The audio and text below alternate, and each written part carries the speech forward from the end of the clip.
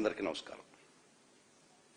ఈరోజు ఈ రాష్ట్రంలో ఒక అనాగరిక పాలన జరుగుతుంది. మనసులో బాధేస్తుంది. As a legal officer who worked as a top legal officer the state once, ఇంత అరాచకాలు కళ్ళ ముందర జరుగుతున్నా కూడా దీన్ని అడ్డుకట్ట వేయలేకపోతున్నావా, వేయలేమా అనేది ప్రతిరోజు మదన పడే సమస్య. కానీ చాలా సంతోషం, ఈరోజు మీకు అందరికీ తెలుసు, అంబటి రాంబాబు గారు ఆ కేసులో కోర్టులో కూడా అదే వాదన చెప్పాను. ఆ రోజు లోపల ఉండాల్సిన వాళ్ళు బయట ఉండారు, బయట ఉండాల్సిన వాళ్ళు లోపల ఉన్నారు అని చెప్పాను.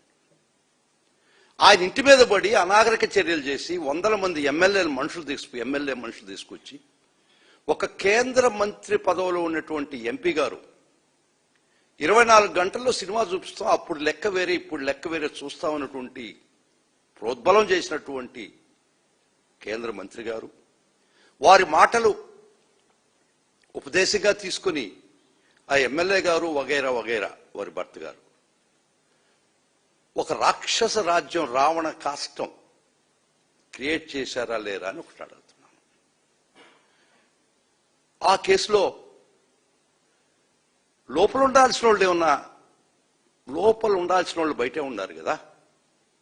ఎవరైతే అంత ఘాతకానికి పాల్పడినటువంటి వాళ్ళు ఎవరైనా లోపల ఉన్నారా? లేరే. బయట ఉండాల్సినటువంటి రాంబాబు గారు ఈరోజు లోపల ఉన్నారు కదా. కాబట్టి ఈ రాష్ట్రంలో చట్టాన్ని గాలికుదిలేశారు. ప్రతిరోజు ఒక అరాచకం, ఒక దాష్టికం, ఒక దౌర్జన్యం చేస్తే ప్రజలు దీని మీద చర్చ జరుగుతూ ఉంటుంది. పాలన గాలి కుదిలేశారు. వాళ్ళు ఇచ్చినటువంటి ప్రజలకు ఇచ్చినట్టు హామీలు గాలి కుదిలేశారు. అవి చర్చకి రానికుండా ప్రతిరోజు ఒక దుర్మార్గమైనటువంటి దాష్టికం చేస్తే ప్రజలు ఇదే డిస్కస్ చేసుకుంటున్నారు అనేది ఒక దీంతో ఈ రాష్ట్రంలో ఈ ప్రభుత్వం స్టేట్ స్పాన్సర్డ్ టెర్రరిజానికి వంతపాడేటువంటి వ్యవస్థలు, ముఖ్యంగా పోలీసు వ్యవస్థ ఆ రోజు అంతా దౌర్జన్యం జరుగుతుంటే, ఆర్సన్ జరుగుతుంటే, అటెంప్ట్ మర్డర్ జరుగుతుంటే, ఒక ఇల్లు కాల్చేస్తుంటే వారు చూస్తా ప్రేక్షకులుగా ఉన్నారంటే ఇంతకన్నా దిగజారిపోయినటువంటి పరిపాలన ఎక్కడైనా ఉంటుందా? ఇంతకన్నా దుర్మార్గమైనటువంటి పరిపాలన ఎక్కడైనా చూసామా? అందరి మధ్య బీహార్కు పోలుస్తున్నారా? తప్పది. బీహార్ చాలా బాగుంది మనకన్నా. బీహార్లో జంగిల్ రాజ్ అని ఒక నానుడు వచ్చింది. ఇక్కడ ఆంధ్ర రాష్ట్రంలో కూడా మన ప్రజల ముందు కర్తవ్యం జంగిల్ రాజా, జగన్ రాజా. ఈ ప్రజల ముందరనే వదిలేస్తున్నాం. మీకు కావాల్సిన జంగిల్ రాజా లేదా జగన్ రాజా కోరుకున్నప్పుడు ఇంత దుర్మార్గంగా వారి పిల్లలు, చిన్న బిడ్డలు ఉన్నటువంటి, ఆడవాళ్ళు ఉన్నటువంటి పరిస్థితిలో అది కూడా ఆలోచించకుండా వందల మంది, వేల మంది ఒక ఇంటి మీద పడి ధ్వంసం చేస్తూనే కూడా సుమారు ఒక 6-7 గంటలు రాత్రి 1:30 దాకా 8-9 గంటలు గుంటూరు నడిబొడ్డులో ఇది జరుగుతుంటే పోలీసు నిద్రపోతున్నారా? ఒక 4 మొక్కుబడిగా పంపించి వాళ్ళని ముద్దాయిలకి ఎస్కార్ట్ ఇచ్చినటువంటి పరిస్థితి కనపడుతుంది టోటల్గా.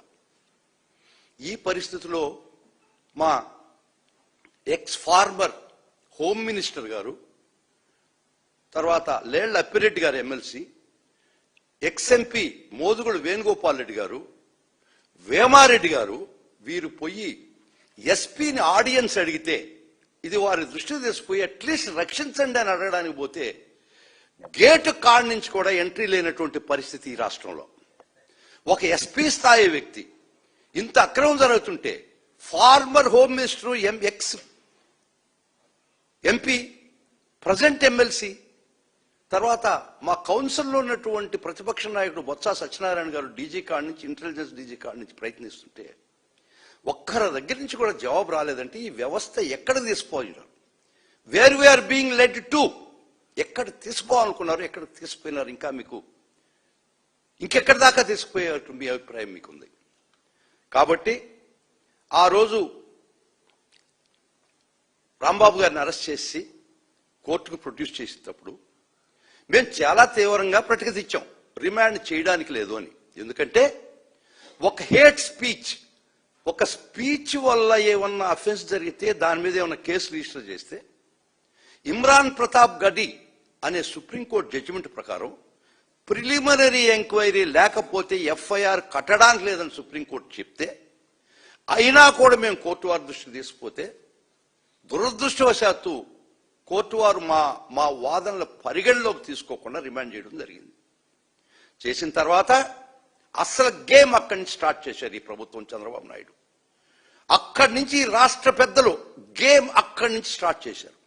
కరెక్ట్గా 1వ తేదీ నుంచి 2వ తేదీ దాకా 36 కేసులు అక్రాస్ ది స్టేట్, ప్రతి పోలీస్ స్టేషన్ రాష్ట్రంలో 2 రోజుల్లో 36 కేసులు అంబటి రాంబాబు గారి మీద రిజిస్టర్ చేశారంటే వాళ్ళ రాక్షసత్వం, ఒక వర్గం మీద దాడి, ఒక వ్యక్తి మీద కక్ష, ఒక వ్యక్తి మీద పగ.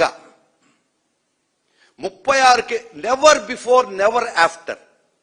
నా జీవిత కాలంలో ఇప్పుడు దాకా ఒక్క మనిషి మీద 2 రోజుల్లో 36 కేసులు రిజిస్టర్ చేశారంటే మీ రాక్షస ఆనందం ఏందని ఒక్కసారి అడుగుతున్నా. 36 కేసులు రిజిస్టర్ చేసి రాష్ట్రం నలుమూలగా 4 చెరువుల మీద రిజిస్టర్ చేసి ఫర్ ఓన్లీ 1 అఫెన్స్. ఒక్క offence Nallapadu PS crime number 76 కింద రిజిస్టర్ అయినటువంటి ఒక్క అఫెన్స్ కి రాష్ట్రం నలుమూలల అదే కంప్లైంట్ పెట్టి కేసు రిజిస్టర్ చేయడం జరిగింది. చాలా స్పష్టంగా సుప్రీంకోర్టు ఏం చెప్తుందంటే ఒక ఎఫ్ఐఆర్ ఒక కాగ్నిజబుల్ అఫెన్స్ లో రిజిస్టర్ అయితే ఇక ఎక్కడ అటువంటి ఎఫ్ఐఆర్ రిజిస్టర్ కావడానికి లేదు. రిజిస్టర్ కాకుండా పోయినా ఆ కంప్లైంట్ ఇచ్చిన వాళ్ళు ఎఫ్ఐఆర్ రిజిస్టర్ చేయకుండా సాక్షిగా విచారించమని ఈ ఆనరబుల్ జస్టిస్ బిఆర్ గవాయ్ గారు, వినోద్ చంద్రన్ గారు 2025 సుప్రీంకోర్టు వారి తీర్పు. తర్వాత మొహమ్మద్ జుబేర్ ఈ కేసులో ఏం చెప్తుందంటే ఒక ఇన్సిడెంట్ మీద మల్టిపుల్ ఎఫ్ఐఆర్స్ చేయడానికి లేదు. ఇంకోటి టిటి యాంథోనీ ఈ కేసులో కూడా సుప్రీంకోర్టు ఏం చెప్తుందంటే ఒక్కసారి ఒక ఎఫ్ఐఆర్ రిజిస్టర్ చేసిన తర్వాత అదే విషయం ఇంకో కేసు ఎఫ్ఐఆర్ రిజిస్టర్ చేయడానికి లేదని చెప్పినా కూడా సుప్రీంకోర్టు చెప్పినటువంటి తీర్పు గాలి కుదిలేశారు. కానీ ఆర్టికల్ 141 ఆఫ్ ది కాన్స్టిట్యూషన్ ప్రకారం సుప్రీంకోర్టు ఇచ్చిన తీర్పు ఈ దేశంలో ప్రతి ఒక్కరూ బైండింగ్ అని ఆర్టికల్ 141 చెప్పినా కూడా ఈ రాష్ట్రంలో ఈ ప్రభుత్వానికి కాన్స్టిట్యూషన్ 141 లేదు. ఈ సుప్రీంకోర్టు జడ్జిమెంట్లు పనికిరావు, లెక్క చేయరు, ఖాతరు చేయరు. 36 కేసులు మీరు రిజిస్టర్ చేశారంటే అది ఈరోజు మా ప్రతి ఒక్క మిత్రుడు లీగల్ టీంలో ప్రతి ఒక్క advocate who belongs to YSRCP legal team ఒక సైనికుడుగా సుదర్శన్ రెడ్డి గారి ఆధ్వర్యంలో పనిచేశారు. ఈరోజు ఒక బ్రహ్మాండమైనట్టు చెప్పపెట్టు ఈ ప్రభుత్వానికి తెచ్చినటువంటి ఘనత వైఎస్ఆర్ కాంగ్రెస్ పార్టీ లీగల్ టీంకు దక్కద్దని పదే చెప్తున్నా.